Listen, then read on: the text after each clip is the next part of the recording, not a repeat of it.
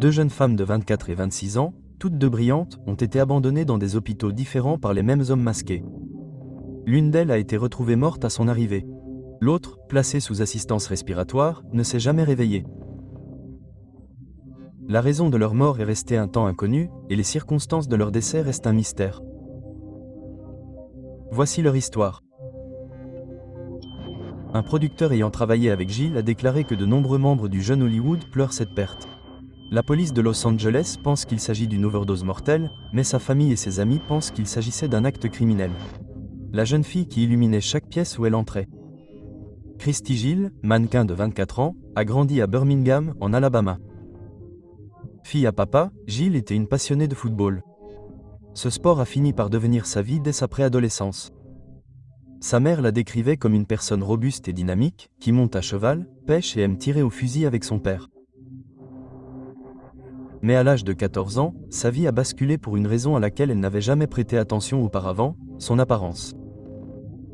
Finaliste de l'équipe américaine d'Alabama, Gill a signé avec l'agence Wilhelmina Models de Miami quelques semaines avant son 15e anniversaire.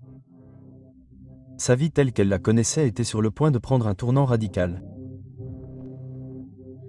En quelques mois, Gill est passé du terrain de football au podium, travaillant quelques mois à Londres avant de commencer à travailler à Miami. L'agence de mannequins lui avait annoncé qu'elle devait arrêter le football pour se lancer dans le mannequinat, et elle l'a fait sans hésiter. Dès la seconde, Christy devait donner la priorité au mannequinat et à l'école de mannequins en ligne, qu'elle a finalement obtenue. Elle a vécu dans un appartement témoin, d'abord à Miami, puis à Los Angeles, où elle a dû grandir rapidement. En quelques mois, Christy a appris à prendre soin d'elle-même. Elle était connue comme une maman mannequin parmi ses amis. Gill prenait soin de tous les autres, veillant à ce qu'ils respectent les règles et les couvre-feux. En 2019, Gill rencontre la Sud-Africaine Jean Siller. Ils se marient peu après et se seraient mariés rapidement si la tragédie ne s'était pas produite. Une tragédie qui allait briser tous les liens de Gill.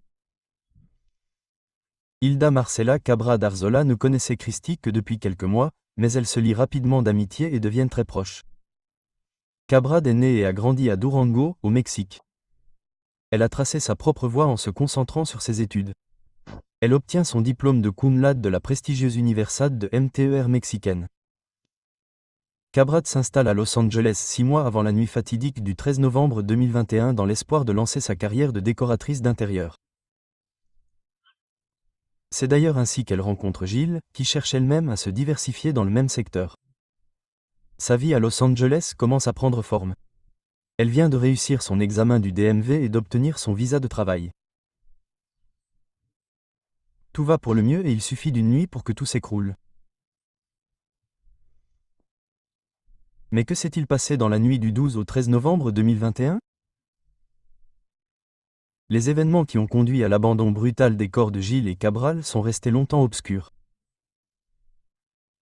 À ce jour, on ignore encore ce qui s'est passé exactement dans l'appartement d'Olympic Boulevard. Le 12 novembre 2021, Gill a annoncé à Siller qu'elle se rendait à un vernissage à Los Angeles avec Cabal. Au studio, les filles se sont adonnées à diverses substances, notamment à la cocaïne, au cannabis et à la kétamine.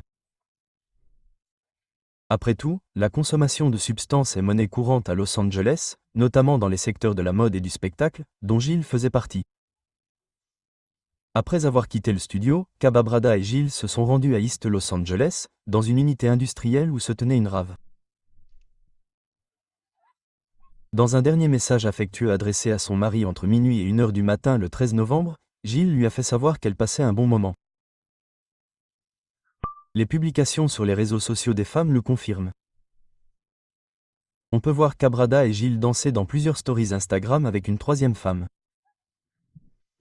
La plupart d'entre nous voient 3 jeunes femmes profiter de leur soirée. D'autres y voient des proies vulnérables. Les femmes ont continué la fête et ont rencontré 3 hommes qui se faisaient passer pour des employés de l'événement à certains moments de la soirée. Elles se sont séparées un moment, mais se sont vite retrouvées vers 4h21 du matin lorsque Cabros a envoyé un SMS à Gill pour lui demander « Tu veux de la coke ?» Une amie des femmes a rapporté plus tard qu'un inconnu leur avait donné de la cocaïne lors de la rave. Les images de l'événement confirment qu'elle faisait la fête avec 3 hommes au total. Elles les ont ensuite suivis jusqu'à un appartement d'Olympic Boulevard, où elles sont arrivées vers 5h11. La soirée de Cabratus et Gilles se passait bien, et elle pensait que ça ne pouvait que s'améliorer. Mais entre leur arrivée à l'appartement de l'inconnu et le dernier SMS de Gilles à Cabra, tout a basculé. Le 13 novembre 2021, à 5h30 du matin, Gilles lança un regard singulier à Cababradis, suivi d'un SMS disant « Sortons d'ici », avec un emoji aux yeux écarquillés. Cabrad et Gilles n'étaient à l'appartement que depuis une vingtaine de minutes lorsqu'ils comprirent que quelque chose n'allait pas. Quelque chose d'horrible. Cabratus répondit rapidement « J'appelle un Uber dans 10 minutes ». 10 minutes plus tard, le Uber qu'elle avait appelé arriva à l'appartement. Il attendit et repartit vide. On ignore ce qui est arrivé à Gilles et Cabra entre 5h30 et 16h19 le 13 novembre. On pense que les femmes ont été droguées par les hommes présents dans l'appartement. L'ordre dans lequel elles ont ingéré les substances est inconnu. De même, on ignore si elles ont pris volontairement quoi que ce soit pendant leur séjour à l'appartement. Ce que l'on sait, c'est que le cocktail qu'elles avaient dans leur organisme était suffisamment mortel pour tuer n'importe qui. Seules, effrayées et dépassées en nombre, les femmes ont fait une overdose et ont été laissées pour mortes jusqu'à la dernière seconde. Entre 10h30 et 16h, des voisins du dessous ont signalé avoir entendu des gémissements intermittents et douloureux. À 16h19, des images de vidéosurveillance ont filmé un homme transportant Gilles jusqu'à une Toyota Prius. Les plaques d'immatriculation avaient été retirées et l'homme portait un masque, un chapeau et un sweat à capuche. Accompagné d'un autre homme de l'appartement, l'inconnu a déposé le corps sans vie de Gilles au Southern California Medical Center de Culver City peu après 17h. Ils ont déclaré au personnel médical avoir trouvé Gilles évanoui sur le trottoir. Gilles était mort à son arrivée. Entre-temps, Cillier, qui se trouvait à San Francisco à ce moment-là, avait remarqué que sa femme se trouvait à une adresse inconnue. Son intuition lui disait que quelque chose clochait. Voyant que Gilles était toujours inconscient le 13 novembre, Cilly se rendit à l'aéroport. Alors qu'il s'apprêtait à embarquer pour Los Angeles, il fut frappé par la nouvelle de sa mort inexpliquée. Pendant ce temps, 2 des 3 hommes retournèrent à l'appartement d'Olympia Boulevard environ 1 heure après avoir déposé Gilles au centre médical voisin. Les images de vidéosurveillance montrent le même homme qu'avant, portant Cabratus dans les escaliers. Vers 19h, elle aussi fut déposée à l'hôpital Kaiser Permanente de West Los Angeles. Gilles fut déclaré mort à son arrivée, mais Cabratus fut placé sous assistance respiratoire. Environ 2 semaines plus tard, le 18 novembre 2021, sa famille décida de la débrancher, la veille même de son 27e anniversaire. Au moment du décès des 2 femmes, les réponses manquaient. Que s'était-il passé exactement pendant leur séjour dans l'appartement? Quelle substance ces hommes leur avaient-ils administrée? Et quelle dose leur avait-il fallu pour faire une overdose? Un rapport toxicologique révéla plus tard que Gilles avait consommé de la cocaïne, de la kétamine et de la marijuana pendant la nuit. Cela fut confirmé ultérieurement, mais d'autres traces, notamment d'héroïne, de fentanyl et de GHB, furent également retrouvées dans son organisme. Il ne s'agissait pas de drogue que Gilles aurait prise volontairement. Le gamma-hydroxybutyrate, ou GHB, est une drogue fréquemment associée aux agressions contre les femmes. Courant dans les soirées, il doit sa réputation au fait qu'il passe souvent inaperçu s'il est introduit dans un verre. Le GHB agit sur le système nerveux central comme un dépresseur. Il provoque une somnolence importante et ralentit dangereusement le rythme cardiaque. C'est une drogue à haut risque et, outre son association avec les agressions, elle peut facilement donner lieu à une overdose. Immédiatement après la tragédie, les familles des femmes insistèrent pour que leur décès soit qualifié d'homicide. La police de Los Angeles ouvrit bientôt une enquête pour homicide grâce aux preuves recueillies et à la pression des familles. Dusty Gill, la mère de Christie, s'est exprimée avec véhémence sur ce qu'elle pensait être arrivé à sa fille. Le père de Christie avait servi en Irak. Dusty insistait sur le fait que sa fille n'aurait pas pu se retrouver seule dans une situation potentiellement mortelle. Elle était convaincue que les médicaments avaient été administrés à Christie contre sa volonté. Jill a déclaré « Ma fille se serait battue comme une folle, et d'après ce que j'ai compris, après avoir parlé aux médecins et à l'infirmière des urgences, ils n'ont constaté aucune ecchymose, égratignure ou signe d'altercation. » Plus tard dans la nuit du 13 novembre, des policiers se sont rendus sur Olympia Boulevard. Ils ont rapidement découvert les noms des 3 hommes qui accompagnaient Cabras et Jill, alors que leur corps les abandonnait: David Pierce, 37 ans, Michael Ansbar, 47 ans, et Brant Osborne, 49 ans. L'appartement appartenait à Osborne. À l'arrivée des policiers, Osborne a nié que les femmes aient consommé de la drogue, ajoutant qu'il s'était couché dès leur arrivée chez lui et ne s'était réveillé que l'après-midi suivant. Lorsqu'on lui a demandé pourquoi il n'avait pas appelé une ambulance pour les 2 femmes, il a répondu « Parce que nous ne les connaissions pas ». Le 5 juillet 2022, Osborne a été inculpé de complicité après les faits dans les 2 meurtres. Asbar a également nié toute implication dans la mort des 2 femmes après avoir été arrêté pour suspicion de complicité. Selon la déclaration sous serment du LAPD, il a déclaré « Au final, je n'ai rien fait de mal et, bien sûr, je ne dirai rien qui puisse m'incriminer. J'ai vu des gens participer à des activités auxquelles je n'étais pour rien et j'ai simplement essayé de rectifier le tir. Mais il fallait bien que quelqu'un soit coupable. »